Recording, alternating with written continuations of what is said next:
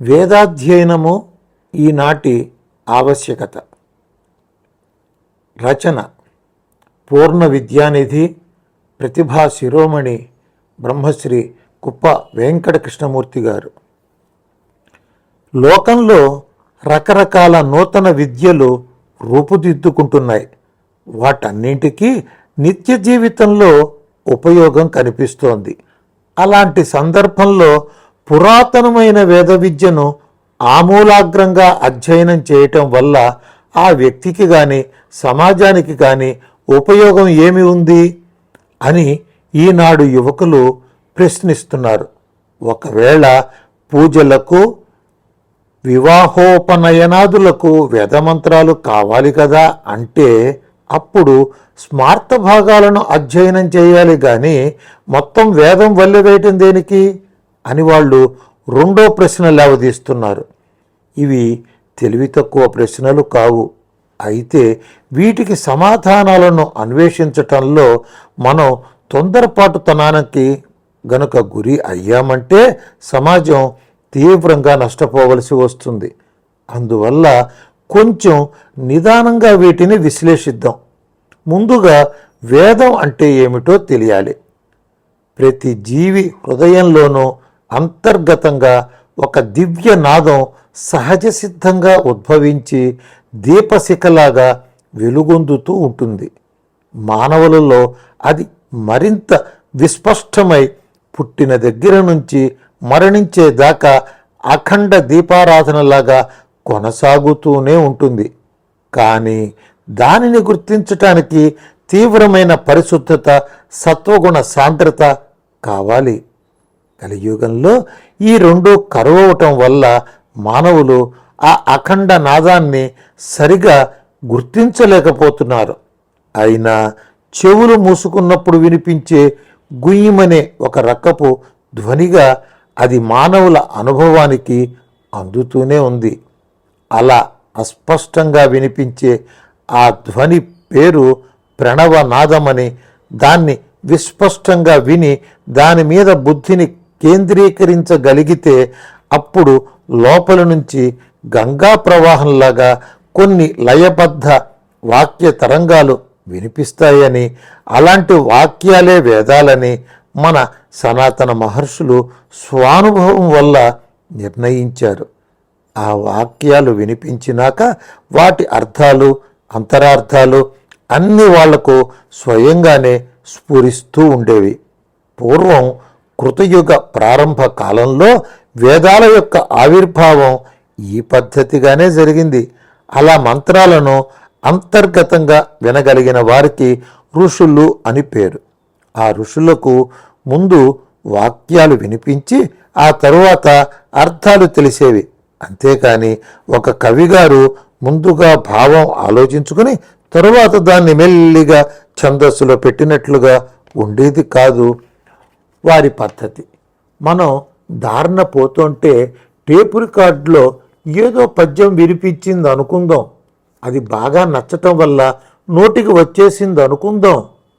అప్పుడు ఆ పద్యం మన సొంతంది అని మనం చెప్పగలమా? చెప్పలేం. అలాగే ఆ ఋషులు ఆ మంత్రాలకు తాము కర్తలం కామన్నారు. ఎవరా మంత్రాలను గుండెల్లో వినిపించారో తెలియదు కనుక వాటిని అపౌరుషేయాలు అన్నారు. ఆనాటి ఋషులు తమ హృదయాంతరాళాలలో వినిపించిన మంత్రాలను పరమాత్మ యొక్క శాసనాలుగా గుర్తించి వాటి ప్రకారం తమ జీవితాలను తీర్చిదిద్దుకోవటం ప్రారంభించారు. అంతేకాక హృదయంలోని అంతర్గత ప్రణవనాదాన్ని స్వయంగా సహజంగా గుర్తించటంలో వెనుకబడిన వ్యక్తులకు ఆ ఋషులు తమ హృదయంలో వినిపించిన మంత్రభాగాలను స్వరసహితంగా నేర్పటం ప్రారంభించారు. దానివల్ల అంతర్గత ప్రణవనాదాన్ని గుర్తించే శక్తి త్వరగా పెరిగి ఆ విద్యార్థులు తమంతట తామే మంత్రాలను తమ హృదయాలలో దర్శించే స్థితికి వేగంగా చేరుకుంటూ ఉండటాన్ని ఆ వృద్ధ మహర్షులు గుర్తించారు.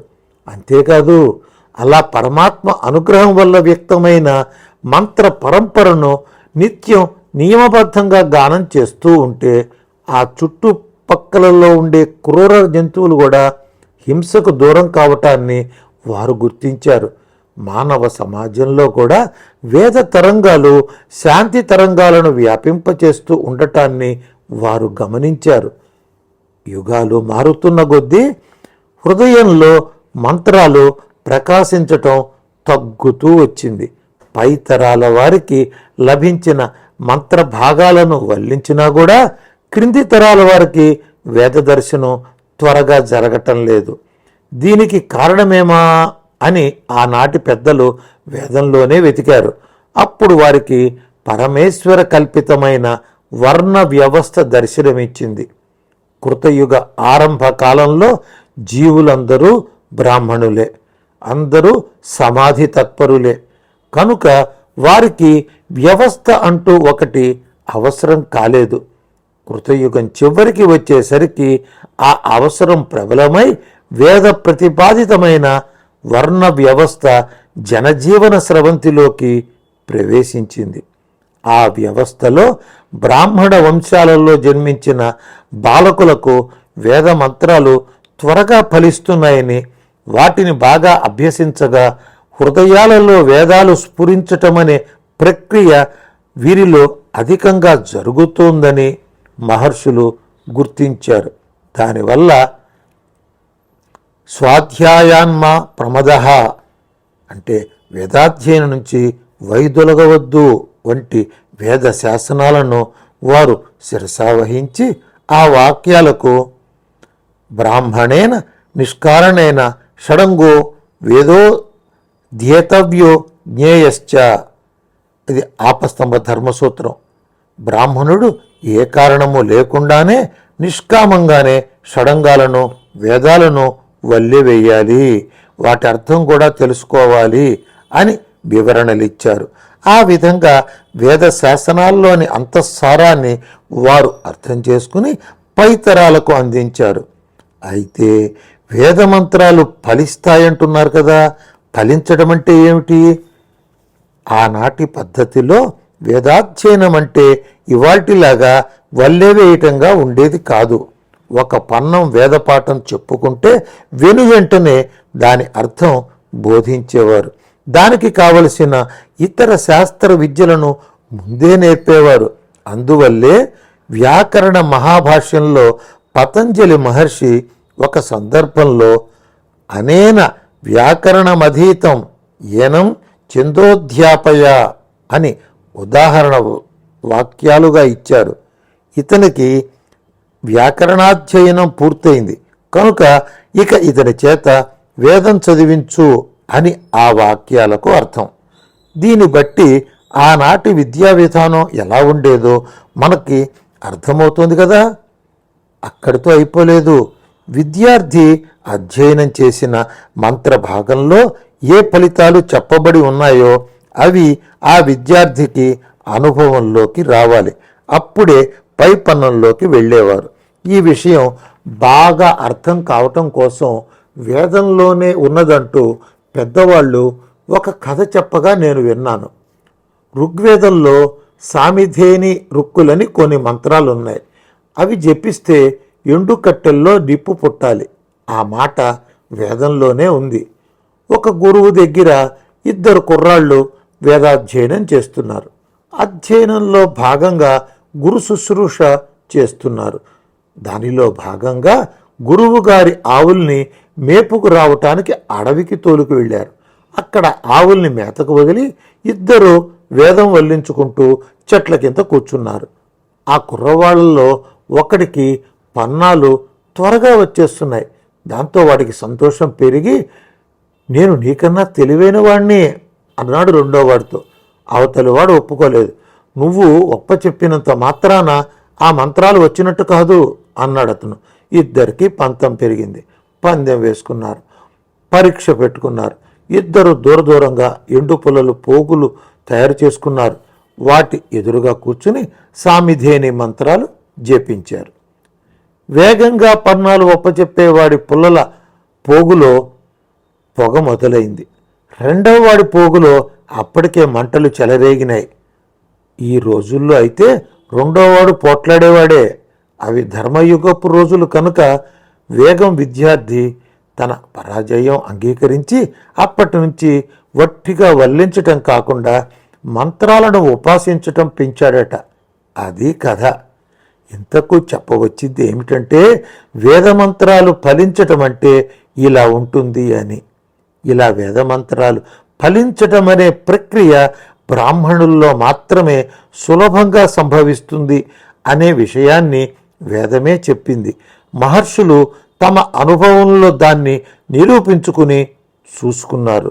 నిజానికి బ్రాహ్మణ, క్షత్రియ, వైశ్యులకు ముగ్గురికి వేదాధ్యయనాధికారం ఉన్నప్పటికీ పైన చెప్పిన కారణాల వల్ల కలియుగంలో 5000 సంవత్సరాలు దాటేసరికి బ్రాహ్మణులు మాత్రమే వేదాధ్యయనం చేయటం ధర్మం అనే వ్యవస్థను మహర్షులు స్థాపించారు. ఈ వ్యవస్థ వల్ల ఈ భరత భూమిలో వేద పారాయణలు అఖండంగా జరిగాయి. అందువల్లే ఇక్కడ శాంతి తరంగాలు ప్రపంచంలో ఎక్కడా లేనంత తీవ్రంగా వ్యాపించి వెళ్ళి విరిశాయి. ఈనాటి చరిత్రకారులకు గత 5-6 వేల ఏళ్లకు మించి మానవ చరిత్ర విస్పష్టంగా తెలియదు. తెలిసినంతలో ఈ దేశం ఇంతవరకు ఒక్కసారి కూడా పొరుగు దేశాల మీదకి యుద్ధానికి వెళ్ళలేదు. ఇతరులు దీన్ని యుద్ధంలో గెలవలేదు కూడా. ఇతరులు గెలిచినప్పుడల్లా మోసంతో గెలిచారు కానీ యుద్ధంలో గెలవలేదు. ఈ విషయాన్ని విదేశీ చరిత్రకారులు గుర్తించి తమ గ్రంథాలలో వ్రాశారు. అయితే ఈ దేశానికి ఇలాంటి శాంతి బలం వేదనాదాల వల్లనే వచ్చిందని వాళ్ళు త్వరగా గుర్తించలేదు. కానీ కాలక్రమంలో వారు కూడా భారతీయ శాంతి తరంగాల పటిష్టతకు కారణమేమిటా అని అన్వేషిస్తూనే ఉన్నారు. ఫలితాలను పైకి చెప్పటానికి వాళ్ళ ఇబ్బందులు వాళ్ళకున్నాయి. అయినా ఇటీవల అమెరికా సెనెట్ ప్రారంభోత్సవాలను వేద శాంతి మంత్రాలతో ఆవిష్కరించటం ద్వారా వారి పరిశోధన ఫలితమేమిటో ప్రపంచం మొత్తానికి తెలిసింది. ప్రపంచానికి తెలుస్తోంది కానీ మన బ్రాహ్మణ యువకులకు మాత్రం ఇది పట్టటం లేదు. వేద మంత్రాలను టేపు రికార్డర్లో వినిపించిన దానికంటే మహర్షులు ఏర్పరిచిన వ్యవస్థ ద్వారా అనగా వంశ పరంపరాగత బ్రాహ్మణ ముఖాల ద్వారా వినిపిస్తే ఆ శాంతి తరంగాలు యావత్ ప్రపంచానికి అందగలవు. అలా అందించగల సత్తా బ్రాహ్మణ బాలకులకు మాత్రమే ఉన్నది. ఆ బాధ్యత కూడా వారికి మాత్రమే ఉంది. దాని విషయంలో పొరపాటు చేస్తే ఆ పాపం కూడా వారికి మాత్రమే పట్టుకుంటుంది. కొన్ని తరాలుగా మన బ్రాహ్మణులు వేదాధ్యయన విషయంలో ఈ రకమైన ద్రోహం చేస్తూ వస్తున్నారు కనుకనే క్రమంగా బ్రాహ్మణులు ఈ సమాజంలో అన్ని రకాలుగానూ వెనుకబడిపోతున్నారు. ఇతర వర్ణాలతో పోలిస్తే అధోగతి పాలవుతున్నారు. వేద పరిత్యాగం చేసిన బ్రాహ్మణులు ఇలా అవుతారని వేదమాతే స్వయంగా చెప్పింది. ఎస్తి త్యాజ సఖివిధం సఖాయం నతస్య వాచ్యపి భాగో అస్తి. ఈ వాక్యం ఋగ్వేదంలోనూ యజుర్వేదంలోనూ కూడా ఉంది. సంప్రదాయం ప్రకారం వేదాధ్యయనము అధ్యాపనము చేసేవాడిని వేదమాత తనకు మిత్రుడుగా గుర్తిస్తుంది. వేద పరిత్యాగం చేసిన బ్రాహ్మణుడికి మామూలు లౌకిక విద్యల్లో కూడా భాగం లేకుండా చేస్తుంది అని పై వాక్యానికి భావం. అందువల్లే ఈనాటి బ్రాహ్మణ కుటుంబాలలో కొద్ది మంది తమ పెద్దల పుణ్యబలం వల్ల లౌకిక విద్యల్లో రాణిస్తున్నా ఎక్కువ మంది మాత్రం అధోగతి పాలే అవుతున్నారు. దీన్ని గమనించి కొందరు పెద్దలు బ్రాహ్మణులను వెనుకబడిన కులంగా గుర్తించాలని ప్రభుత్వాన్ని కోరుతున్నారు. ఒకవేళ ప్రభుత్వం అలా గుర్తించి వీరికి కొన్ని రాయితీలు ఇచ్చినా ఈ జాతికి పట్టిన పాపం వదలదు. అది వదిలితే గాని ఈ బ్రాహ్మణ జాతికి పురోగతి రాదు. దానికి పురోగతి కలిగితే కానీ యావత్ ప్రపంచానికి శాంతి కలగదు. ఇది ఇప్పుడు మన ముందున్న సమస్య.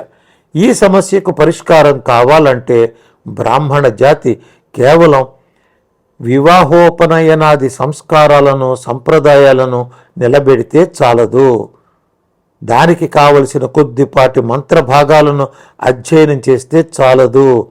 ఇళ్లకు నిప్పంటుకొని ఊరంతా తగలబడిపోతూ ఉంటే కాఫీ కప్పులతో నీళ్లు చల్లితే చాలదు. ఆ మూలాగ్రంగా సహితంగా వేదాధ్యయనం జరగాలి. అప్పుడే ప్రపంచానికి శాంతి భిక్ష. ప్రపంచ శాంతి మాత్రమే కాదు, బ్రాహ్మణ జాతి యొక్క సర్వతోముఖాభివృద్ధికి కూడా ఇదే మూలం. పూర్వం మహర్షులు వేదాలు వల్లించి గడ్డాలు పెంచుకొని అడవుల్లో ఆటవికులై జీవించలేదు. వారు మహాసామ్రాజ్యాలను నిర్మింపజేసి ప్రపంచ ప్రజలకు నాగరిక జీవనాన్ని అందించారు.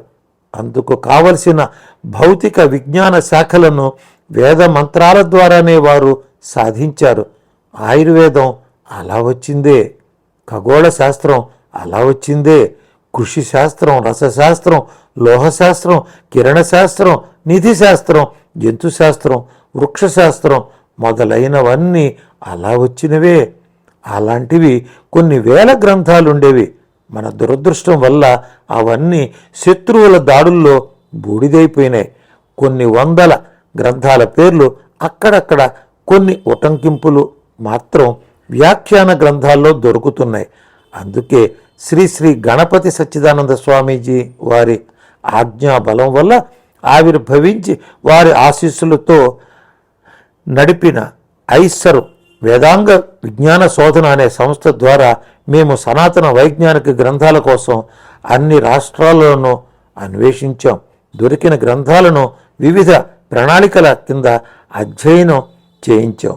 ఇంతకు అసలు అంశం ఏమిటంటే, వేదాన్ని సరిగ్గా ఉపాసిస్తే ఆ వేదోపాసనే ఈనాటి వినాశకర విజ్ఞానం కంటే ఎన్నో రెట్లు మెరుగైన భౌతిక విజ్ఞానాన్ని కూడా అందించగలదు. అది అందిన నాడు మన భారత జాతి ప్రపంచంలోనే అగ్రగామి కాగలదు. ఇలాంటి శుభ సన్నివేశం రావాలంటే మన బ్రాహ్మణ జాతి తన బాధ్యతను తను నిర్వర్తించాలి. వేదోపాసనను మళ్ళీ మొదలు పెట్టాలి. దానికి మొదటి మెట్టుగా వేదాలను వల్లించే విధానాలను, పారాయణలు చేసే ప్రక్రియలను పునర్నవీకరించుకోవాలి. ఆచరణాత్మక స్థాయిలో అన్ని కుటుంబాలు ఒకేసారి వేద విద్యలోకి దూకేయాలనుకోవటం సాధ్యం కాదు. అందువల్ల మున్ముందుగా ఇప్పటికే వేదాధ్యయన పరంపరలో ఉన్న కుటుంబాలకు మరింత ప్రోత్సాహం అందించాలి. ఆ విద్య వృత్తిగా గలవారిని గౌరవించటం సమాజానికి నేర్పాలి. ఆ వృత్తికి బలం చేకూర్చాలి. ఆ విద్యకు తగిన పాఠశాలలను, పరీక్షా వ్యవస్థలను రూపొందించాలి, వాటిని పోషించాలి.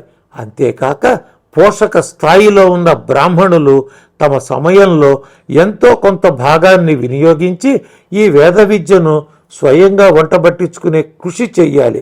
దేశకాలమాన పరిస్థితులకు అనుగుణంగా పై విషయాల్లో నూతన వ్యవస్థలను నిర్మించుకుంటూ బ్రాహ్మణ జాతి తనను తనే ప్రోత్సహించుకోగలగాలి. ప్రభుత్వాల మీద కానీ ఇతర వర్గాల మీద కానీ ఆధారపడకూడదు. ఇది ఈనాటి బ్రాహ్మణ సమాజానికి తక్షణ కర్తవ్యం. ఈనాటి బ్రాహ్మణ యువకులలో వేదాధ్యయనం చేసేవారు తమ వృత్తి ఏమిటని ఎక్కువ దిగులు పడుతున్నారు. అది సహజమే. అయితే వేద విద్యను పారాయణ స్థాయిని మించిన విద్యగా ఊహించటం చేతకాకపోవటం వల్ల ఈ వృత్తి భయం పెనుభూతంలాగా కనిపిస్తోంది. ఎంత కష్టపడి చదివినా చివరికి మనం ఒకరి దగ్గర దానం పుచ్చుకుని జీవించవలసిన వాళ్ళమే కదా అనే అసంతృప్తి వారిని తొలిచివేస్తోంది. ఈ అపార్థాలన్నింటికీ మూల కారణం వేదాన్ని కేవల పారాయణ రాశిగా దర్శించటమే. మన సనాతన మహర్షులు అలా చూడలేదు. వేద పారాయణం గొప్పదే. ఆ నాదాలలో శాంతిని విస్తరింపజేసే సత్తా ఉన్నమాట నిజమే. కానీ వేదం అంటే అంత మాత్రమే కాదు. ప్రత్యక్షేడానుమిత్యావా యాస్తూపాయో న విద్యతే ఏనం విదంతి వేదేన తస్మాద్వేదస్య వేదత అన్నారు. నీ లోక పరిశీలనల వలన, పరిశోధనల వలన కానీ, ఊహల వలన కానీ అందని సృష్టి రహస్యాలను తెలియచేయగలది వేదం మాత్రమే అలా తెలియచేస్తుంది కనుకనే దాన్ని వేదం అన్నారు అని పై శ్లోకానికి తాత్పర్యం. అంత సారం ఉంది వేదంలో.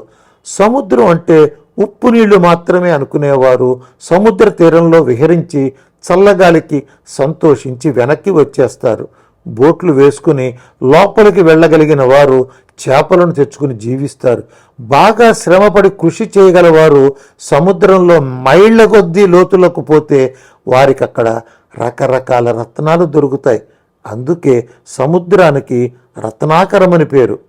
వేదం కూడా అటువంటిదే. వేదాధ్యయనం చేస్తూ దానితో పాటే సంస్కృతాధ్యయనం కూడా సాగిస్తూ వేదాధ్యయనం పూర్తి చేసిన వెంటనే అయిపోయిందని కాళ్ళు చాచుకుని కూర్చోకుండా ఇతర శాస్త్రాలను కూడా నేర్చుకోగలిగితే వేదంలో కొన్ని వందల కోణాలలో పరిశోధనలు చేయవచ్చు. నూతన విషయాలను కనిపెట్టి ప్రపంచానికి మేలు చేయవచ్చు. కొందరు వేద విద్యార్థులు మేము రోజల్లా వల్లెలు చెప్పి చెప్పి చచ్చిపోతున్నాం. ఇంగ్లీషు కాలేజీల విద్యార్థులు హాయిగా ఆటలాడుకుంటున్నారు అనుకుంటున్నారు. అది నిజం కాదు. అలా రోజు టీవీల ముందు కూర్చుని కాలక్షేపం చేసే విద్యార్థులంతా పెద్దయినాక గుమాస్తాల కింద గుమాస్తాలుగా జీవించవలసిందే. ఐఐటి విద్యార్థులను చూడండి, రెసిడెన్షియల్ స్కూల్స్లో విద్యార్థులను చూడండి, అంతర్జాతీయ పరీక్షలు రాసే విద్యార్థులను చూడండి. వాళ్ళని రోజుకు 15 గంటలు తక్కువ లేకుండా చదివిస్తున్నారు. బంధువుల పెళ్ళిళ్ళకు వెళ్ళడానికి కూడా వాళ్ళకి సెలవులు ఇవ్వరు. వాళ్ళ విద్యాభ్యాస కాలం ఇంచుమించు 20 సంవత్సరాలు ఉంటుంది. ఇలాంటి వాళ్లే ఉన్నత పదవుల్ని అందుకోగలుగుతున్నారు. కనుక వేద విద్యార్థులు కూడా తగినంత కృషి చేసి వేద విద్యతో పాటు ఇతర శాస్త్ర విద్యాభ్యాసం కూడా చేసే వారికి స్వీయ విజ్ఞానం వికసించటం మాత్రమే కాక అపూర్వ పరిశోధనలు చేయగలగటమే కాక వాటి వల్ల ప్రపంచానికి మేలు జరగటమే కాక వేద పారాయణాన్ని పౌరోహిత్యాన్ని మించి అనేక ఇతర వృత్తుల్లోకి ప్రవేశించి సమృద్ధిగా సంపాదించుకునే వెసులుబాటు కూడా లభిస్తుంది. వేద పారాయణ వల్ల లభించే పుణ్యము, శాంతి, తరంగ సంపద అనేవి వీరికి ఎలాగూ కొంగు బంగారంగా ఉండనే ఉంటాయి. ఒక 100 ఏళ్లకు వెనుకటి పరిస్థితితో పోల్చి చూస్తే ఈనాడు వేద విద్యార్థులకు సౌకర్యాలు, అవకాశాలు కూడా ఎంతో మెరుగ్గా ఉన్నాయి. ఈనాడు భారతదేశంలోని వైదిక పీఠాలన్నీ మంచి మంచి వేదశాస్త్ర పాఠశాలను నిర్వహిస్తున్నాయి. అనేక విశ్వవిద్యాలయాల్లో వేదానికి సంబంధించిన విషయాలపై పరిశోధనలు చేయగల వారికి ప్రాముఖ్యం ఇస్తున్నారు. శ్రీ వెంకటేశ్వర వేద విశ్వవిద్యాలయం వంటి ప్రత్యేక విశ్వవిద్యాలయాలే ఆవిర్భవిస్తున్నాయి. ఇలాంటివి ఇంకా వస్తాయి. వీటిల్లో పరిశోధనా అవకాశాలు క్రమక్రమంగా ఇంకా పెరుగుతాయి. ఇలాంటి పరిశోధనలకు తగిన లౌకిక వేదిక అంగ విద్యలతో కలిసి సాంగ స్వాధ్యాయ భాస్కరులుగా రూపొందే సౌభాగ్యం కోసమై ఈనాడు ప్రతి వేద విద్యార్థి కృషి చేయాలి.